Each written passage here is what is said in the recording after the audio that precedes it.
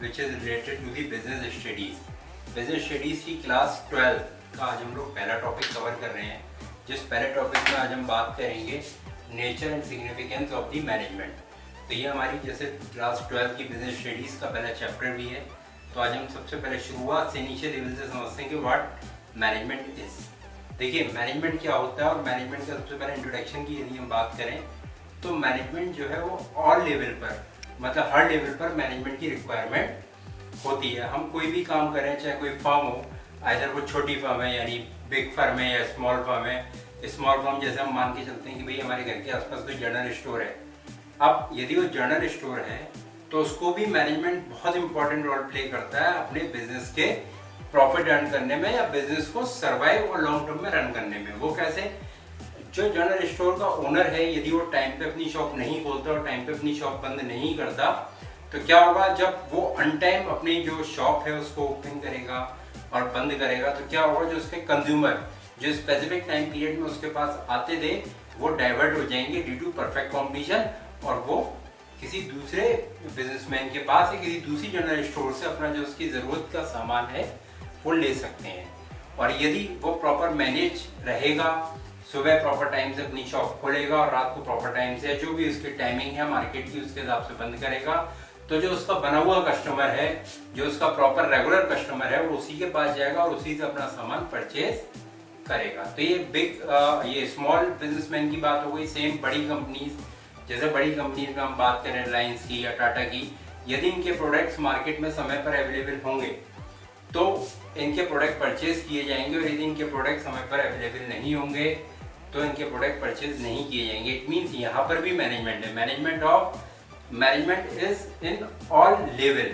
All level means कि भाई ऐसा नहीं है कि मैनेजमेंट में प्रोडक्शन हो गया, जैसे हम फॉर एग्जांपल लेते हैं कोल्ड ड्रिंक का, तो अब क्या हुआ, प्रोडक्शन हो गया, आपकी प्रोडक्शन हमने पेप्सी का कर दिया, पेप्सी की कंपनी ने, लेकिन वो मार्केट में नहीं आया। अच्छा, मार्केट में भी आया तो उस मार्केट में नहीं आ पाया जहां पर यूथ सबसे ज्यादा, और यूथ ही सबसे ज्यादा इन ड्रिंक्स को पसंद करता है। तो अब शॉप्स पर जब पेप्सी की ड्रिंक अवेलेबल नहीं है और कोई कस्टमर पेप्सी मांग रहा है तो फिर क्या होगा कि जो शॉपकीपर है वो बोलेगा भैया Pepsi is not available, then I have Thums Up. तो वो क्या करेगा, वो उसको थम्स अप पकड़ा देगा, और जो हमारा कंज्यूमर है वो थम्स अप लेके अपना जो है वो प्रोडक्ट कंज्यूम कर लेगा।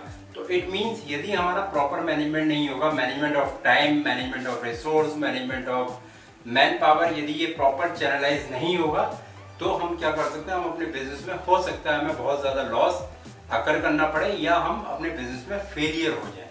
तो हम बात कर रहे हैं मैनेजमेंट की, तो ये मैनेजमेंट से रिलेटेड एक छोटा सा एग्जांपल था कि भाई हमें क्लबिंग करनी पड़ती है सारी एक्टिविटीज़ की, और वो भी इस तरीके से कि हम प्रॉपर तरीके से उसको यूटिलाइज कर पाएँ, और प्रॉपर तरीके से जब मैनेजमेंट होगा तो ऑटोमेटिकली जो हमारा बिजनेस है वो आगे ग्रो करेगा। अगर हम बात करें बिजनेस की, तो बिजनेस बेसिकली बिजनेस में जो हमारी कुछ ऑर्गेनाइजेशन होती है जिनका मेन मोटिव होता है प्रॉफिट अर्न करना, और कुछ हमारी ऑर्गेनाइजेशन होती है जिनका मोटिव होता है कि भाई हमें समाज सेवा और सर्विस करनी है। तो चाहे वो समाज सेवा या नॉन प्रॉफिट ऑर्गेनाइजेशन हो या प्रॉफिटेबल ऑर्गेनाइजेशन हो, इन्हें भी अपनी एक्टिविटीज़ को प्रॉपर तरीके से मैनेज करना पड़ता है। यदि ये मैनेजमेंट नहीं करेंगे तो जैसे उनको भी क्या होगा, फ्यूचर में अपने बिजनेस को बंद करना पड़ सकता है, या जो सर्विसेज वो प्रोवाइड करवा रही है नॉन प्रॉफिट ऑर्गेनाइजेशन वो सर्विसेज प्रॉपर उनको वो नहीं दे पाएंगे इन फ्यूचर में। तो ऐसी हमारी ये चीज़ होती है। तो ये हमारा होता है इंट्रोडक्शन। इंट्रोडक्शन के बाद आज हम बात करेंगे डेफिनेशन की। तो मैनेजमेंट क्या है कि मैनेजमेंट जैसे यदि हम एक बहुत सिंपल सेंस में समझें कि मैनेजमेंट जो हमारा है वो management is important in all levels, या इन एवरी पर्सन या in every organisation. Either the organisation is small, either the organisation is big, either the organisation is profitable, और either the organisation is non profitable, और either the organisation related to the service sector also, like Airtel telecom industry, like हमारी courier services industry like DTDC, Blue Dart. तो इन सबको भी क्या करना पड़ता है कि भाई यदि ये प्रॉपर तरीके से मैनेजमेंट नहीं करेंगे और जो उन्होंने कस्टमर से कमिटमेंट किया है यदि वो पूरा नहीं करेंगे तो कहीं ना कहीं इनके बिजनेस को सफ़र करना पड़ेगा।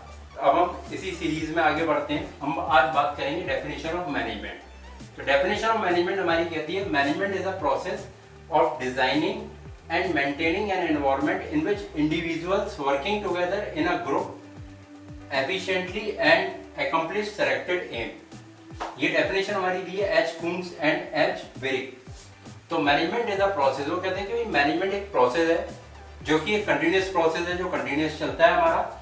वो डिजाइनिंग और मेंटेन करता है एनवायरनमेंट को, जिसमें कि इंडिविजुअल्स जो होते हैं वो वर्किंग टुगेदर मींस कि आपस में मिलकर वर्क करते हैं, जैसे production department, HR department, marketing department, finance department, ये सारे लोग आपस में मिलकर काम करते हैं एज अ ग्रुप, इफेक्टिवली काम करते हैं। और इफेक्टिवली काम करने के साथ साथ जो इनका एम होता है या जो इनका गोल होता है उस गोल को अचीव करते हैं। तो ये डेफिनेशन दी हमारी एच कून्स और वेरिक ने। अब एक सिंपल डेफिनेशन है जिसको हम समझते हैं और उस डेफिनेशन से आपको आगे मैनेजमेंट की और भी चीजें समझ में आएंगी।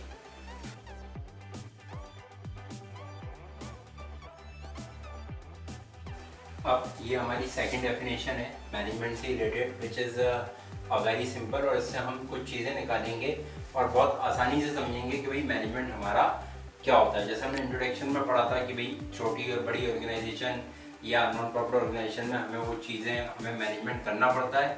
सेम अब उसको और इलेबोरेट तरीके से हम समझते हैं कि भाई मैनेजमेंट किया कैसे जाता है।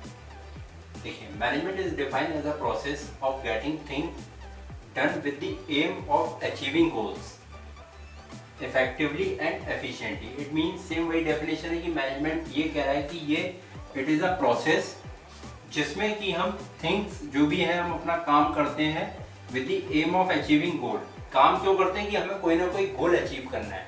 जैसे बहुत छोटा सा एग्जाम्पल लेते हैं, मान के चलिए आप सभी लोग जो 12th के स्टूडेंट्स हैं या मान के चलिए और भी अदर BBA या BCom के स्टूडेंट्स हैं, आप सबका एक अचीविंग टारगेट होता है कि भाई मुझे पढ़ाई करनी है और पढ़ाई करके किसी को 90%, किसी को 80%, या हर इंसान का अपना अपना एक टारगेट होता है। कुछ बच्चे ऐसे होते हैं जिन्हें कि भाई मुझे पास होना है, केवल इतनी पढ़ाई हो जाएगी मैं पास हो जाऊँ। तो उसी तरीके से हम क्या करते हैं कि हम एक जो टारगेट है, एक गोल अचीव करते हैं। गोल अचीव करने के लिए हम क्या करते हैं, काम करते हैं। तो that work is a process, कि ये प्रोसेस जो हम करते हैं वो किसी एम को, किसी उद्देश्य से करते हैं। उस उद्देश्य की पूर्ति को हम किस तरीके से करते हैं, इफेक्टिवली एंड एफिशिएंटली, मतलब कि वो काम हम इस तरीके से करें कि वो काम हमारा पूरा भी हो जाए। जैसे फॉर एग्जांपल कोई बच्चा है, स्टूडेंट है मान के चलिए एक्स, और वो चाहता है कि भाई मैं अपने एग्जाम्स में और अपने स्कूल में टॉप करूं। तो वो स्कूल में टॉप करने के लिए जो चीज़ों को मैनेज करेगा वो मैनेजमेंट उसका इस तरीके का होगा कि भाई वो चीज़ें और कोई नहीं कर पा रहा, जिस कारण से टॉपर जो है वो एक्स स्टूडेंट ही बनता है, ना कि ए। क्योंकि एक्स ने कुछ काम किया, वो एक सेट एम के साथ किया, और उस एम को सेट करने के साथ साथ ऐसा नहीं है कि भाई आज एम सेट कर दिया और हम सो गए कि भाई कल से करेंगे, कल का दिन निकल गया परसों से करेंगे। उसने एम सेट किया और उस एम को अचीव करने के लिए इफेक्टिव और एफिशिएंट तरीके से वो लग गया। तो इसी यही बिजनेस होता है, यही मैनेजमेंट होता है कि भाई कोई भी काम हम प्रॉपर प्रोसेस से इफेक्टिवली और एफिशिएंटली तरीके से करते हैं। To understand management well we need to elaborate the 3 terms. Same वही टर्म्स आ गई आपकी, प्रोसेस, इफेक्टिवनेस एंड एफिशिएंटली। अब सबसे पहला पॉइंट है आपका प्रोसेस। जब भी हम बात करते हैं किसी एक ऑर्गेनाइजेशन की, तो उस ऑर्गेनाइजेशन में मैनेजमेंट का जो सबसे पहला स्टेप होता है, that first step is known as process. तो वो प्रोसेस होता है क्या है, प्रोसेस के अंतर्गत हमारी कुछ चीजें आती हैं, दैट इज प्लानिंग, ये आपने सुना होगा, ऑर्गेनाइजिंग,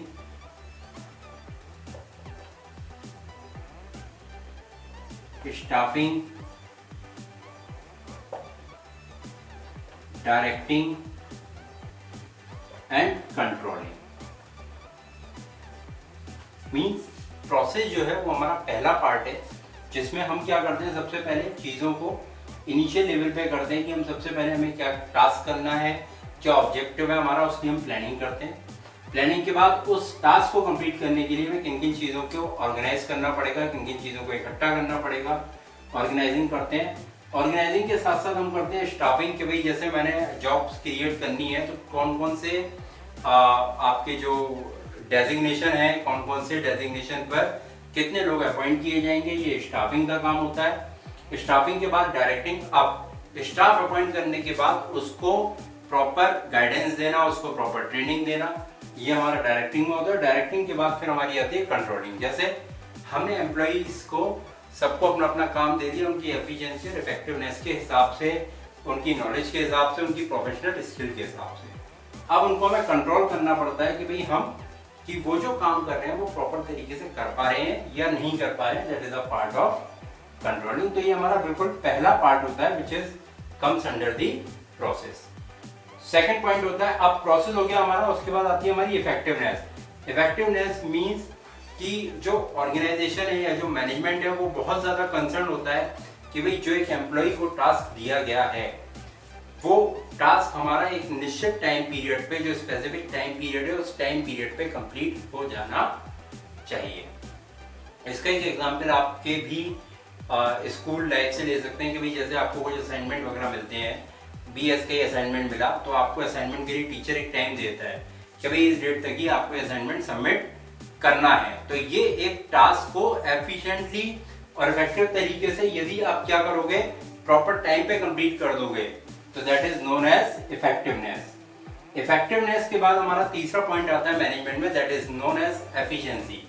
एफिशिएंसी क्या होती है कि भाई हमने जो टास्क किया, अब टास्क जो हमने इफेक्टिवनेस में बात करी, हमने केवल ये बात करी टास्क हम कंप्लीट कर रहे हैं, जबकि एफिशिएंसी में हम बात करेंगे भाई जो हमने टास्क किया, वेदर वो जो टास्क हमने परफॉर्म किया है वो राइट तरीके से, और जो जिस तरीके से वो टास्क परफॉर्म किया जाना चाहिए था, क्या उन सारे मेजर्स का हमने ध्यान रखा है, क्या एक्चुअल में जो मैनेजमेंट को चाहिए था क्या वो हम दे पाए हैं।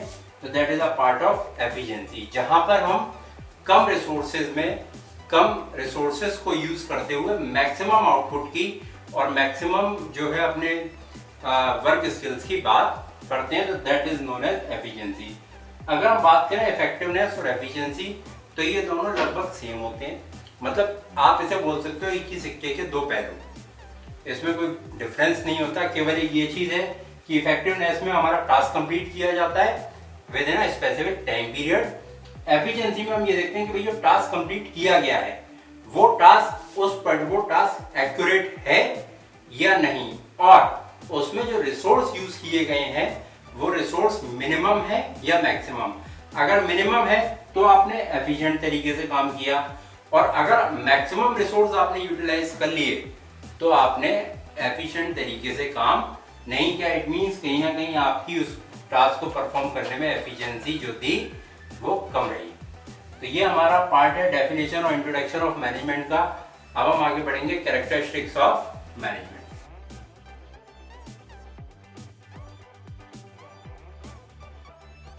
नाउ अब हम बात करेंगे फीचर्स ऑफ मैनेजमेंट और कैरेक्टरिस्टिक्स ऑफ मैनेजमेंट। तो ये हमारे कुछ फीचर्स हैं जो आपको देखना है कि भाई ये management is a goal oriented process और pervasive continuous process, intangible force, group activity, dynamic function and multi dimensional. अब इनको एक एक पॉइंट को हम समझते हैं कि भाई मैनेजमेंट क्यों जरूरी है और मैनेजमेंट के ये एक्चुअल में फीचर्स क्यों हैं।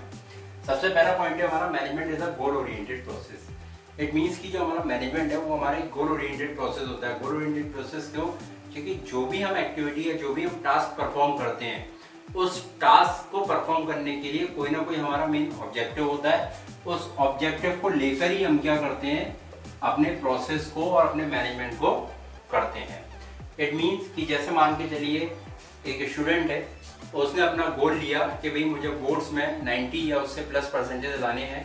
तो उस प्लानिंग को करने के लिए उसने क्या करा कि उसने गोल टारगेट कर लिया या ऑब्जेक्टिव सेटिस्फाई कर लिया या ऑब्जेक्टिव टारगेट कर लिया कि भाई मुझे 90% प्लस मार्क्स लाने हैं। तो अब इस 90% प्लस मार्क्स लाने के लिए वो क्या करेगा, इस ऑब्जेक्टिव को अचीव करने के लिए छोटे छोटे से गोल बनाएगा।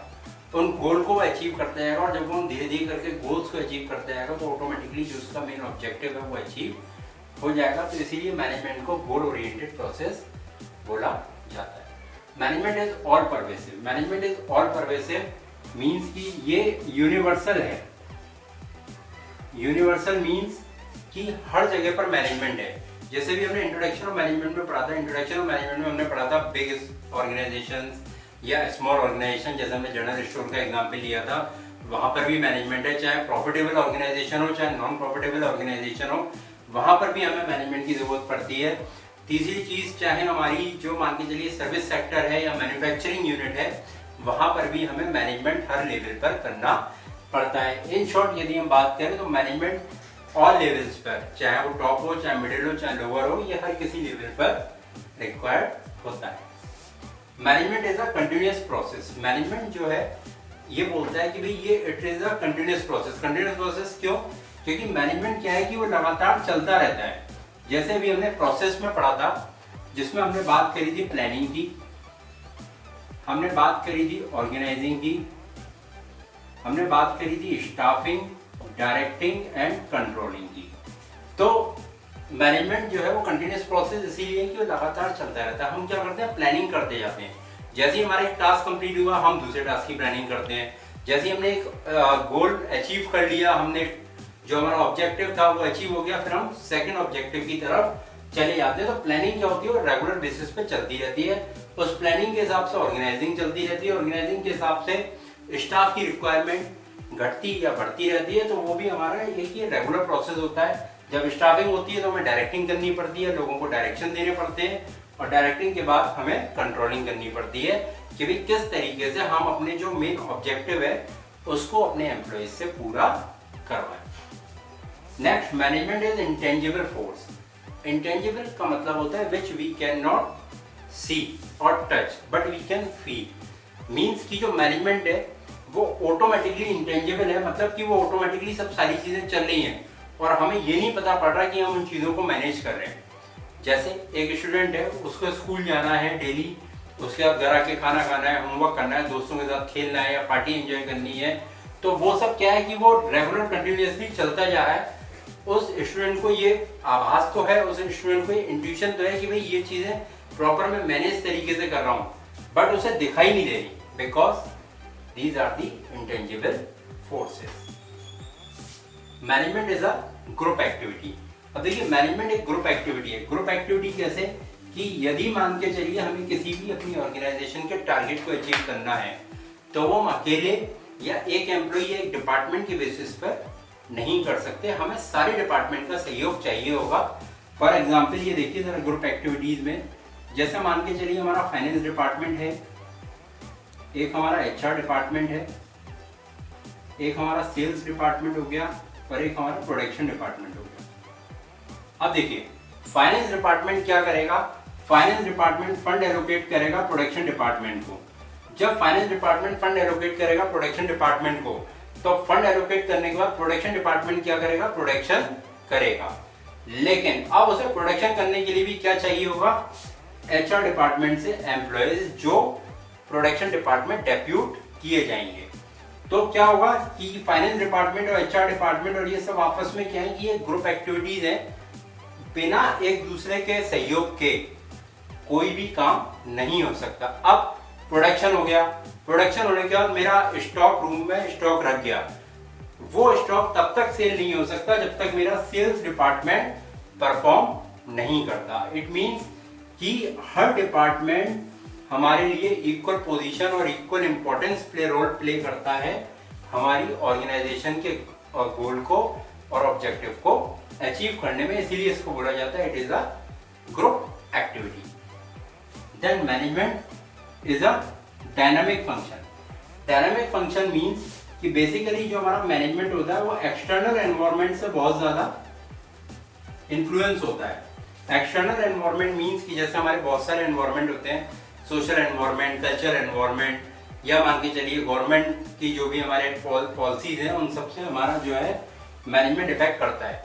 बहुत लेटेस्ट एग्जांपल लेते हैं, जैसे इंडिया ने अभी प्रेजेंट टाइम में कुछ चाइनीज ऐप को बैन किया, लगभग 59 या 60 ऐप को बैन किया है। तो यहाँ से क्या होगा, इंडिया को भी इसका इम्पैक्ट पड़ेगा और खासकर चाइना को भी इसका इम्पैक्ट पड़ेगा। लेकिन यहाँ पर अपॉर्चुनिटी ये है इंडियन कंपनीज के लिए कि भाई इंडियन कंपनीज को अब वो अपने अपने ऐप्स बनाकर डिजाइन कर कर इंडियन कस्टमर को सोल्ड आउट या इंडियन कस्टमर को उसको कंज्यूम या सर्व कर सकती हैं। लेकिन ये एक्सटर्नल एनवायरनमेंट क्या हो गया कि भाई ये गवर्नमेंट ने जो अपनी पॉलिसी चेंज करी फॉर चाइना, तो उसने चाइना से ये जो ऐप्स क्या कर दिए, वो बैन कर दिए। जब वो उसने ऐप बैन कर दिए तो कहीं ना कहीं जो इंडिया में इसकी सर्विसेज दे रहे थे, उनके बिजनेस पर कहीं ना कहीं इम्पैक्ट पड़ा। तो ये basically it's a part of dynamic function. Next point है management is multi dimensional. Management जो होता है वो हमारा मल्टी डायमेंशनल होता है। मल्टी डायमेंशनल में यदि हम बात करें management for work, management for people and management for operations. ठीक, मैनेजमेंट फॉर वर्क मतलब कि कोई भी वर्क जो हमने अपने टीम मेंबर्स को दिया है वो एफिशिएंट और इफेक्टिव तरीके से परफॉर्म किया गया या नहीं, तो ये हमें इसका मैनेजमेंट करना होता है। Management of people, management of people means कि कितने एम्प्लॉय की हमें रिक्वायरमेंट है और कौन कौन से एम्प्लॉय हमारे कहाँ कहाँ पर डेप्यूट किए जाएंगे, जिससे कि हमारे किसी भी वर्क को परफॉर्म या किसी भी टास्क को परफॉर्म होने में कोई भी प्रॉब्लम नहीं है।